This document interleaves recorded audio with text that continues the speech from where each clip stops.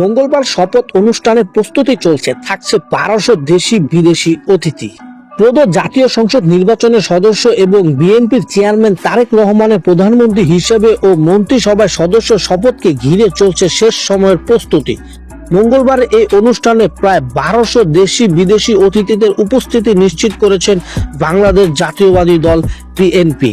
মঙ্গলবার বিকেল 4টায় ঢাকা জাতীয় সংসদ ভবনের দক্ষিণ প্লাজায় অনুষ্ঠিত হতে যাচ্ছে নতুন সরকারের শপথ গ্রহণ অনুষ্ঠান। সংসদ সচিবালয় সূত্রে জানিয়েছে, অনুষ্ঠান আয়োজনের সব প্রস্তুতি ইতিমধ্যে সম্পূর্ণ হয়েছে। এদিন নির্বাচিত সংসদ সদস্য এমপি শপথ নেবেন। একই সঙ্গে তারা সংবিধান সংস্কার পরিষদের সদস্য হিসেবেও পৃথক শপথ গ্রহণ করবেন বলে জানানো গেছে।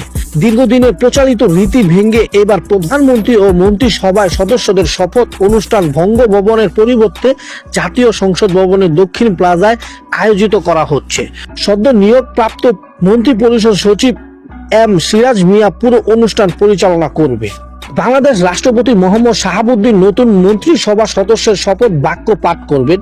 বিএনপির এক প্রেস বিজ্ঞপ্তি জানানো হয়েছে, অনুষ্ঠান প্রায় 1200 জন দেশি বিদেশি অতিথি উপস্থিত থাকবেন। আমন্ত্রিত বিদেশি অতিথিদের মধ্যে রয়েছেন ভুটানের প্রধানমন্ত্রী শেরিং তোবগে, ভারতের লোকসভার স্পিকার ওম বিড়লা, পাকিস্তানের পরিকল্পনা মন্ত্রী আহসান ইকবাল এবং মালদ্বীপের প্রেসিডেন্ট মোহাম্মদ মুইজু।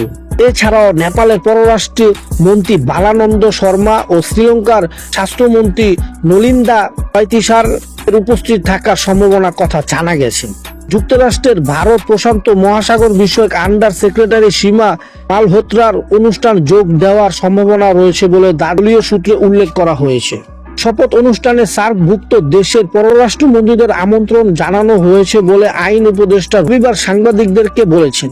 নতুন সরকারের এই শপথ অনুষ্ঠানকে ঘিরে রাজনৈতিক অঙ্গনে ব্যাপক আগ্রহ তৈরি হয়েছে।